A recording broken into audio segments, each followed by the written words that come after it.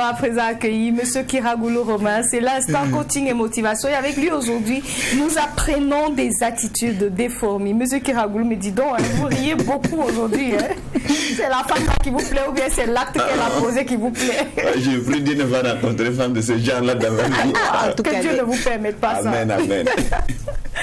Alors, ça va, vous allez bien? Par la grâce de Dieu, je vais super bien. Dieu merci. Et vous aussi? Ça va très bien aussi. Dieu merci. Heidi, la grande. Oui, monsieur Kiragoulou. Au plaisir d'être là. Grand. Oui. Entre vous et moi, c'est qui est grand. Ok, on y va. Apprenons des attitudes des fourmis. Bien. Et il y a quelques mois, je lisais un document sur les fourmis. J'étais surpris de savoir qu'il y a plus de 10 000 espèces de fourmis. Moi, tout ce que je savais, c'était les fourmis noires, mais apparemment, il y a plus que cela. Et donc, j'ai appris quelques attitudes que je me suis dit, ben, tiens, on peut quand même se les partager et ça pourra aider un certain nombre de personnes. Mais il y a une histoire que j'ai vécue et que je pense que ça sied beaucoup ici.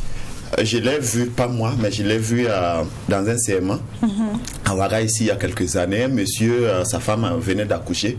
Le monsieur n'était pas là. On a appelé le monsieur au téléphone et lorsque le monsieur est arrivé, tenez-vous bien qu'il était là et un peu tout sous. Et il n'avait absolument aucun franc dans sa poche pour même payer les petites, disons, les petits éléments. Bon, mon problème n'est pas le fait que le monsieur n'avait pas l'argent dans sa poche, mais c'est le fait qu'il soit, entre guillemets, irresponsable au point de ne pas se préparer pour l'accouchement de sa femme. C'est toi qui as enceinte ta femme, c'est pas quelqu'un d'autre. Donc tu savais tôt ou tard qu'elle allait accoucher du moins. Et tu sais à peu près à quelle période est-ce qu'elle va accoucher. Donc il fallait quand même consciencieusement se préparer à l'avance. Ouais. Alors donc en lisant l'histoire sur les fourmis, cette histoire de ce monsieur est revenue et je me suis dit tiens, quelles sont les attitudes des fourmis que nous pouvons apprendre? Première des choses, il faut savoir que les fourmis n'ont pas de maître, elles n'ont pas d'inspecteur, elles n'ont pas un général qui va leur dire fais ceci, fais cela. Et les fourmis sont proactives. Et ce qui nous manque beaucoup à nous tous, ou peut-être certains d'entre nous, c'est d'être proactif, agir avant même que la chose ne se passe. Oui. Voilà. Et je me suis dit peut-être que notre thème, notre numéro d'aujourd'hui peut beaucoup intéresser soit les élèves, les étudiants et quelques travailleurs. Pourquoi? Premier point, il faut se dire que les fourmis s'auto-motivent. En quoi faisant? Devant les circonstances. Lorsque vous voyez une colonie de fourmis, prenez un petit bois ou prenez quelque chose, vous barrez leur route. Vous allez voir ce qu'elles vont faire. Elles ne vont pas retracter, elles ne vont pas retourner. Jamais. Vous avez déjà vu ça, vous allez voir, elles ne vont pas. Moi, j'ai déjà fait l'expérience moi-même. Merci. Alors, vous allez voir. Elles, en fait, elles ne vont pas en fait retourner en tout cas. Non, elles font pas devant les circonstances. Soit elles vont contourner, soit elles vont tout faire pour surmonter. Mais toujours ensemble. Bien sûr, toujours ensemble. Oui. Donc je me suis dit, mais nous les humains, pourquoi est-ce que je t'aime lorsque tout va bien, mais je fuis lorsque les choses vont mal avec toi? Donc c'est-à-dire que ça ne va pas aller si on fait cela. Ouais. Mais le point le plus important que j'ai appris avec les fourmis, c'est surtout qu'elles se préparent en avance. J'ai appris que lorsqu'il fait, autant il fait chaud, autant de la moisson surtout, elles amassent leur nourriture. Elles mettent ça au stock. Et pendant, au temps où il fait très frais en ce moment, elles sont dans leur nid en train de manger. Oui. C'est là où je me suis dit, voilà ce que nous pouvons aussi apprendre, surtout les élèves ou certains étudiants, pas tous les élèves, pas tous les étudiants. Il y a certains qui attendent que lorsque l'examen s'approche à 2 semaines, 3 semaines maintenant, quand on commence maintenant à bosser, à mélanger, à prendre le Nescafé, à faire mon frère, pardon. L'école, ça fait 9 mois. En tout cas. Dès le premier jour de la rentrée, avant même qu'on fasse l'appel là, l'examen a déjà commencé. Pour moi, l'examen a déjà commencé. Donc, tu dois avoir la fin déjà, dès le premier jour, tu dois avoir la fin en tête.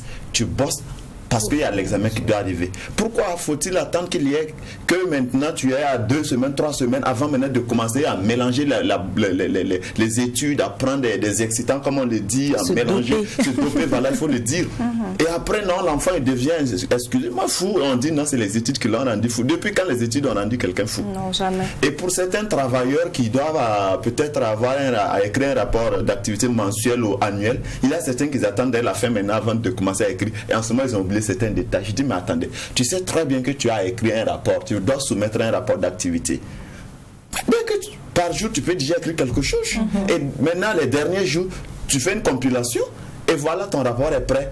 Mais il y a certains travailleurs aussi, dès le début de la semaine, ils se disent, bon, j'ai beaucoup de temps. Donc il y a certaines activités qu'on met à gauche. On met à gauche, je dis, bon, j'ai encore le temps.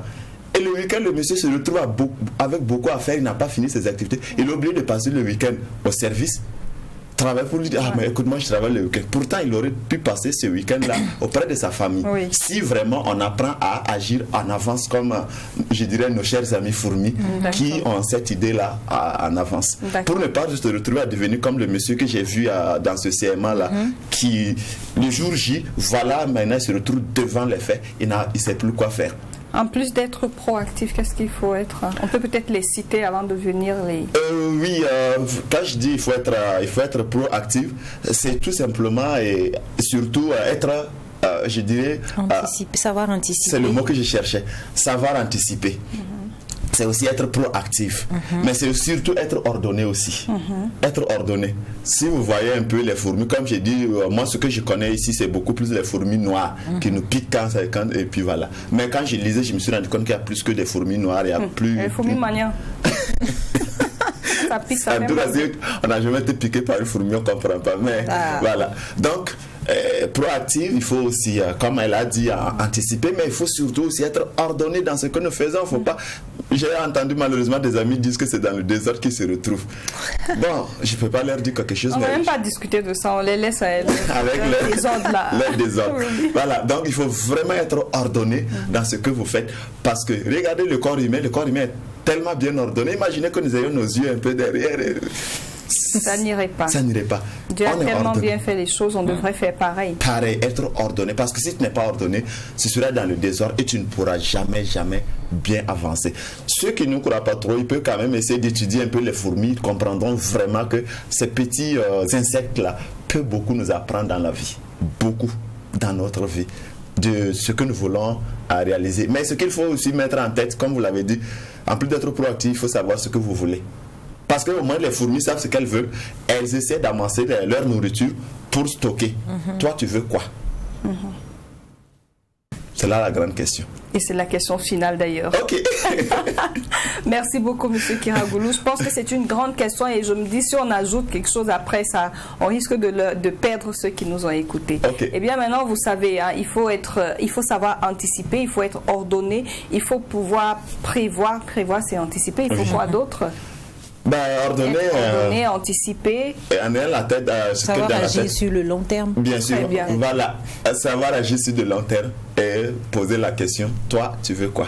D'accord. Merci beaucoup, M. Kiragoulou. Au plaisir. Eh bien, M. Kiragoulou Romain, il est coach formateur et puis aussi interprète. Son numéro de téléphone va s'afficher au bas de votre écran et pendant que le numéro s'affiche, il nous donnera sa page Facebook. Oh, c'est Kiragoulou Romain ou tout simplement Wedam Blessing. Voilà. Ou encore Pensée positive permanente. Sur cette page, on peut bien sûr m'avoir. D'accord. Oui. Merci à vous. Au plaisir. On vous dit à très bientôt. À très bientôt. À mardi prochain.